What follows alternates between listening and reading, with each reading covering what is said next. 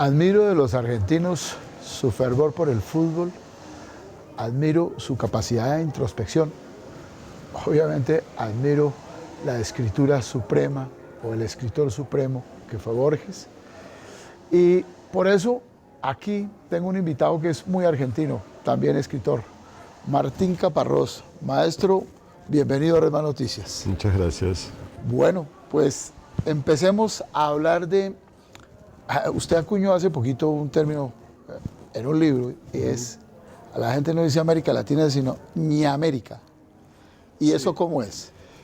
Bueno, eso es que estaba trabajando efectivamente en un libro donde traté de revisar un poco una cantidad de cosas que creemos saber sobre nuestra región y que muchas veces son o lugares comunes, o clichés, o ideas que ya han cambiado porque el tiempo ha cambiado, porque las circunstancias han cambiado. Por ejemplo, el hecho de que sigamos pensando nuestra región como un lugar muy dominado por la naturaleza, ¿no? Que es algo que en general, por lo menos desde Europa y demás, siempre se lo piensa, ¿no? El verde, las montañas, los ríos, las llanuras, no sé qué, y resulta que somos la región con mayor proporción de población urbana del mundo.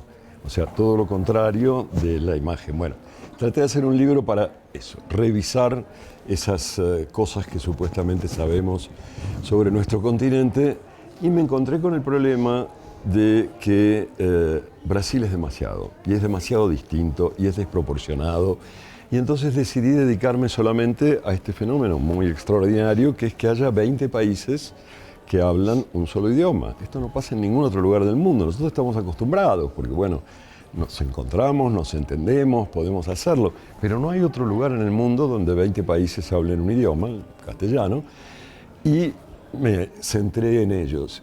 El problema era que para centrarme en ellos no tenía un nombre, porque ya América Latina no servía, porque al estar fuera Brasil, al estar fuera Haití y algunos otros, ya no es América Latina. Entonces digo, ¿cómo lo llamo?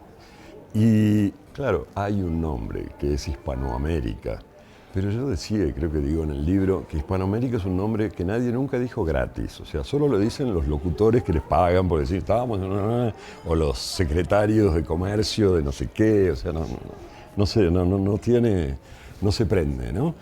Y bueno, me puse a pensar si podía encontrar algún otro nombre, y el que me apareció fue este, ya que lo que nos une es el idioma, y ya que el estandarte de ese idioma que nos une es la ñ, entonces se me ocurrió Ñamérica, tan malo como cualquier otro, qué sé yo. Usted dice ahí, tiene una frase que me parece muy interesante, dice, vivimos en un continente que huye de sí mismo. Sí, estamos, da la sensación, por supuesto, con justa razón muchas veces huimos de nosotros mismos, tratamos de ser otros, buscamos la manera de ser otros, porque, como le decía, con muchas razones, a veces lo que somos no nos gusta y queremos cambiarlo. Quiero decir, entre esos lugares comunes sobre nuestra región está la idea de que es la región más violenta del mundo. Yo creo, y en el libro sostengo, y con datos muestro, que no es cierto, pero bueno, hay que desarrollarlo. Pero sí es cierto, por ejemplo, otra cosa que sí se suele decir sobre nuestra región, que es la región más desigual del mundo, donde hay mayor desigualdad entre los más ricos y los más pobres. Y eso es cierto, y eso por supuesto es algo que muchos querríamos cambiar, mejorar, hacer que fuera diferente.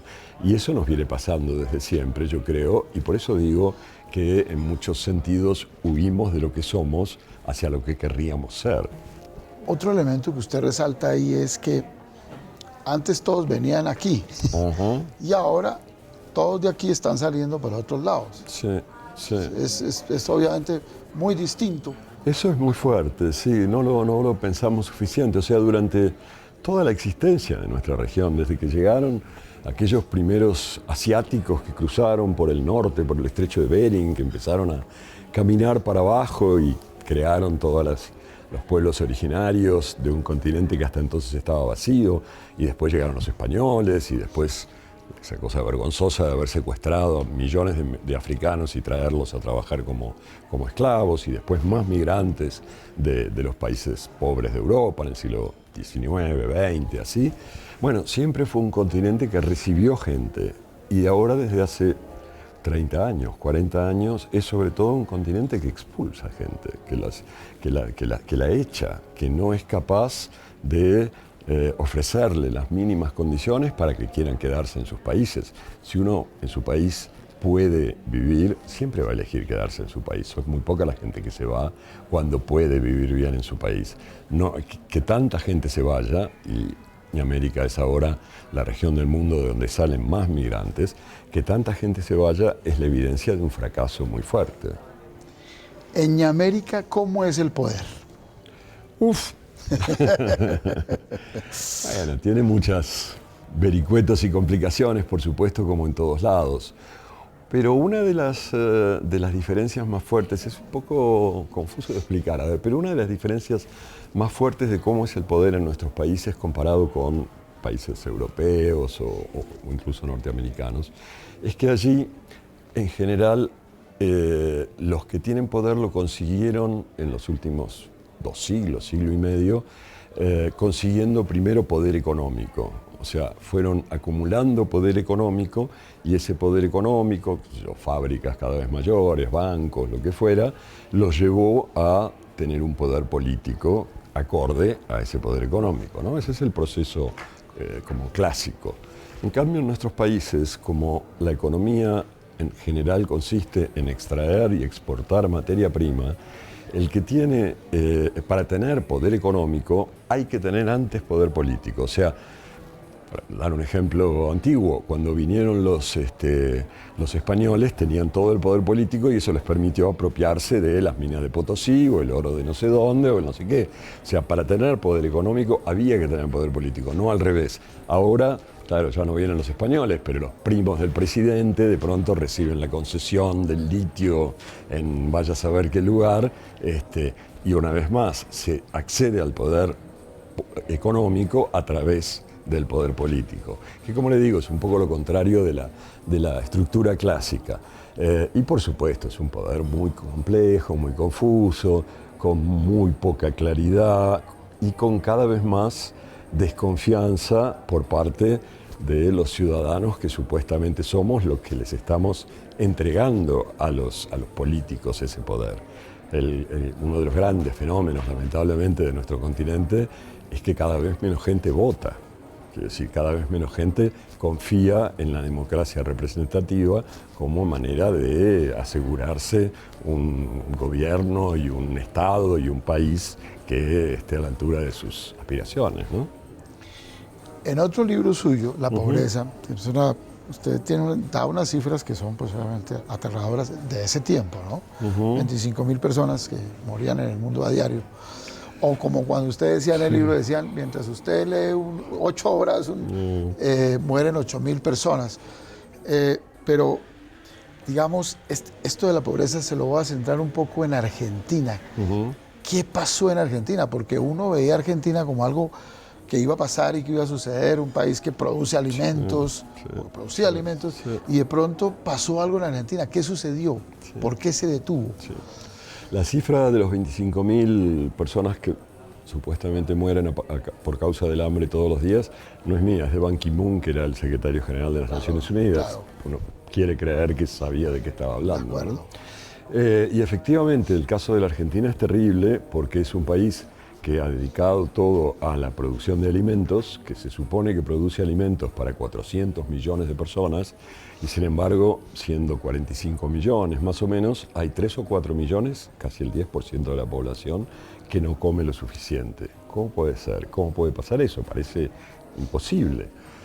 Y yo creo que la explicación más evidente e inmediata es que, no solo en la Argentina, sino en muchos otros lugares, no se producen los alimentos para que la gente coma, para que la población coma. Se producen los alimentos para que los dueños de los campos o de las formas de producir esos alimentos ganen dinero. Entonces, en Argentina concretamente, esos dueños de los campos y demás ganan mucho más dinero plantando soja para exportarla a China, donde se la dan a los cerdos y a los pescados y no sé qué, que produciendo los alimentos que los argentinos necesitan. Ese es el problema, que la comida está inscripta dentro de un mercado global en el cual el hecho de alimentar a toda la población es la 18ª prioridad. Quiero decir, vivimos en un mundo que podría producir comida para 12.000 millones de personas. Somos 8.000 y hay casi 1.000 millones de personas que no comen suficiente. Eso solo se explica por esto que le digo, porque el objetivo de la producción de comida es ganar plata, no alimentar a todo el mundo. Es que algunos ganen plata. El presidente Alberto Fernández en un principio tomó como a raíz de su libro, tomó como la idea y casi como una bandera de gobierno decir, hombre, vamos a trabajar sobre este problema en Argentina. Sí. Pero uno ha venido, es decir, ha pasado el tiempo y uno no... Es un poco lo que usted dice en el libro, que es como un fracaso. Es un gran fracaso, sí. Yo creo que es un gran fracaso que no nos planteemos como necesidad urgente alimentar a todo el mundo. Parece tan obvio, ¿no? Que lo primero que deberíamos querer hacer como humanidad es que todos coman lo que necesitan. Y efectivamente, el presidente Fernández me convocó a una iniciativa sobre el hambre después de leer el libro, pero esa iniciativa se ahogó como tantas iniciativas de los políticos. Se habló mucho de eso durante 3 semanas y después, bueno, es cierto que vino la pandemia, pero aún con la pandemia se podrían haber hecho más cosas y eso quedó abandonado de una manera triste, realmente triste. Yo tengo para hacerse una hipótesis, pero pues obviamente como eso, solamente una hipótesis. Pero a mí me parece muy raro porque los argentinos son personas, digamos, comparados con los otros países, son más lectores, diríamos, aunque se ha perdido un poco, pero todavía lo tienen. Pero la pregunta es, los argentinos están como buscando siempre como una especie como de mesías, como de caudillo. Eso yo no sé, o sea, lo digo por Eva Perón o por Perón, y lo digo también, por ejemplo, se fue Maradona, entonces los argentinos buscando el sucedáneo de Maradona encuentran a Messi y todo, pero es eso, no sé si estoy equivocado. Pareciera que sí. Yo no sé, no sabría decir en qué o por qué esto sucede, ¿no? Pero es cierto que parecemos estar siempre esperando una especie de padre o madre salvadores, ¿no? Yo igual, lamentablemente, pensaba, mientras usted decía aquello de que parecemos más preparados, etcétera, etcétera, que eso fue cierto probablemente porque fue el efecto de una educación pública que durante mucho tiempo fue mucho mejor que la del resto de los países de la región, pero que ya no lo es, lamentablemente ya no lo es. O sea, la educación pública es una de las grandes pérdidas que ha sufrido la Argentina en los últimos 20 o 30 años, o 40. Yo digo, cuando yo era chico, mis padres eran médicos, tenían un buen pasar y demás, y nunca se les habría ocurrido mandarme a un colegio privado. Íbamos todos a las escuelas públicas, a los colegios privados iban los chupacirios porque iban a un colegio de curas, o los bobos porque no conseguían pasar de año en una escuela pública. Y ahora, en cambio, gente equivalente, ya todos mandan a sus chicos a escuelas privadas, con lo cual la desigualdad se amplía y este clima general de una educación y de cierta cultura se va perdiendo. Usted escribió una novela colosal, La historia.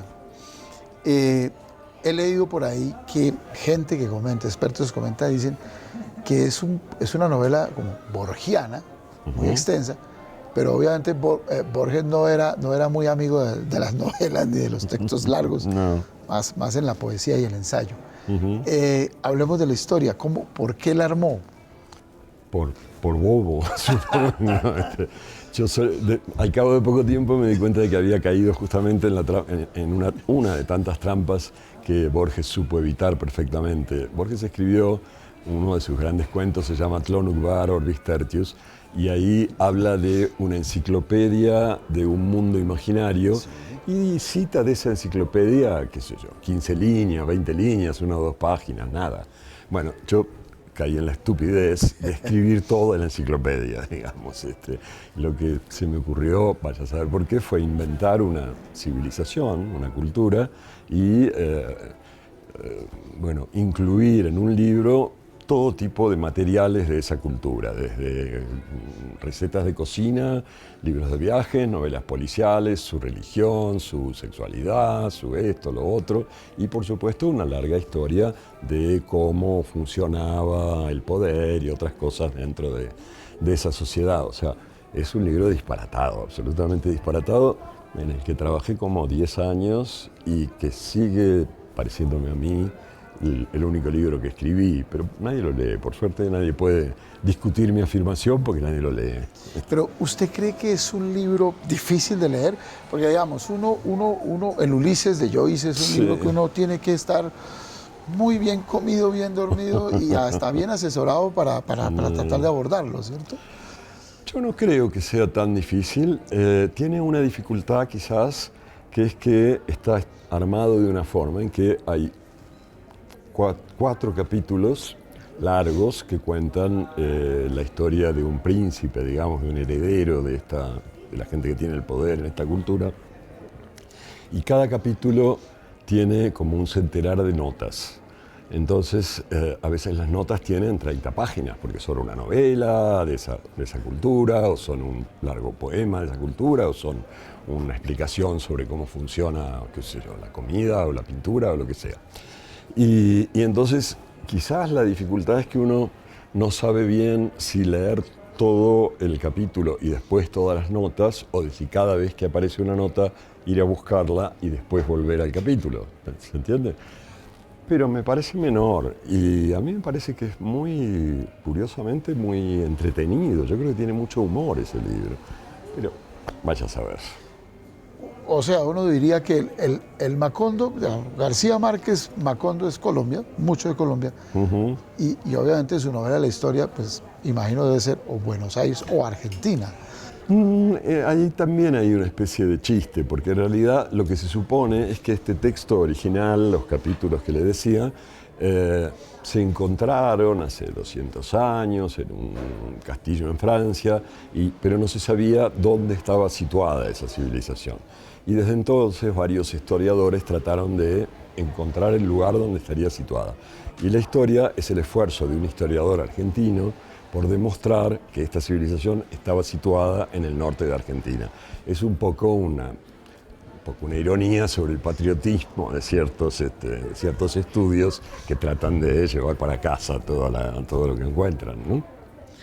Usted, en general, en las entrevistas habla mucho, me parece que además es una posición muy crítica frente al lenguaje inclusivo, esa moda ahora del lenguaje inclusivo. ¿Cómo ve eso ahora, ese fenómeno? No tengo una posición muy crítica. O sea, lo que me pasa es que yo puedo entender la intención de reparar algo que, bueno, que hay gente que puede considerar equivocado, el hecho de que todos los plurales sean en masculino, que bueno, ¿por qué no pensar que una mujer tiene derecho a sentirse menospreciada por eso?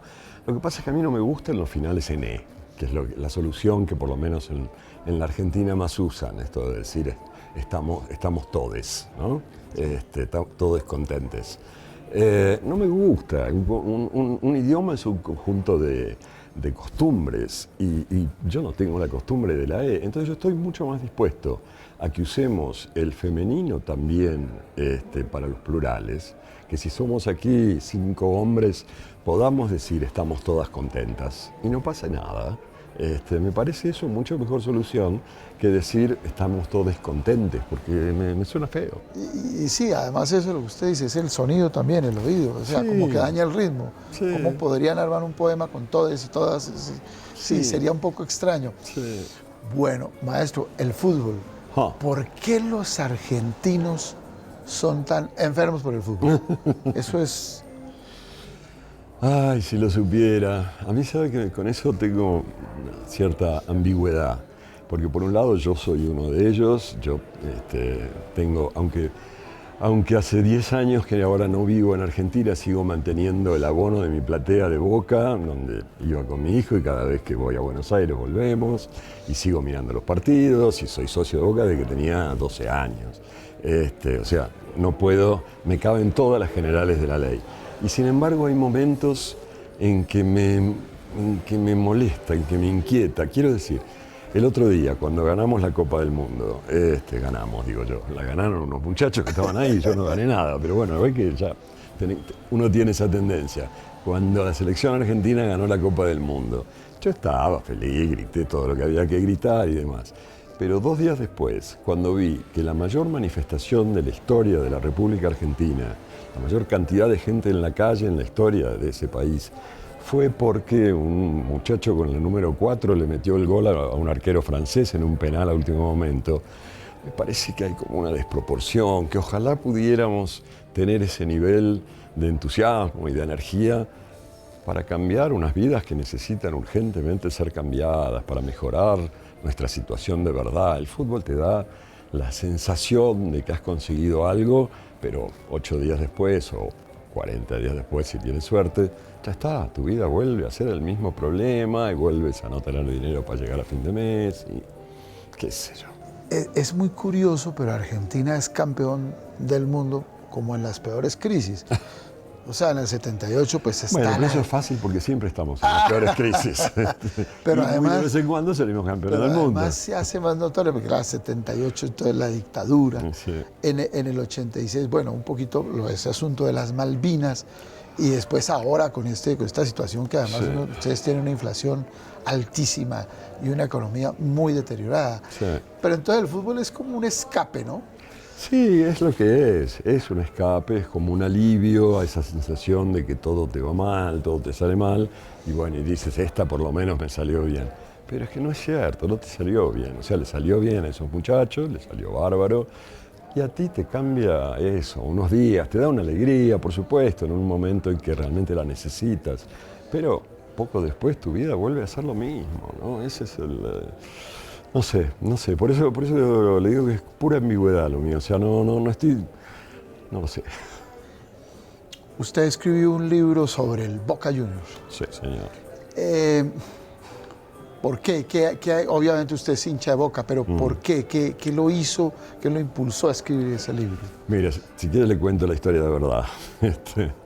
Resulta que en 2005 se iban a cumplir 100 años de Boca.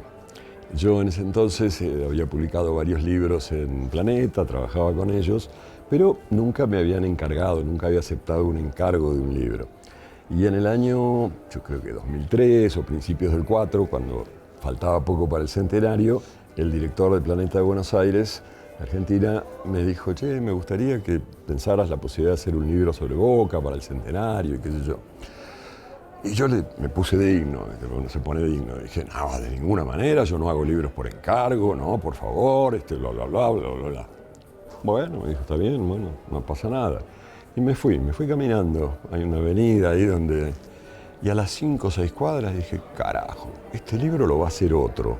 Y a mí me van a dar unos celos tan horribles de que otro haya hecho este libro. Lo llamé por teléfono y digo, está bien, lo hago, no te preocupes.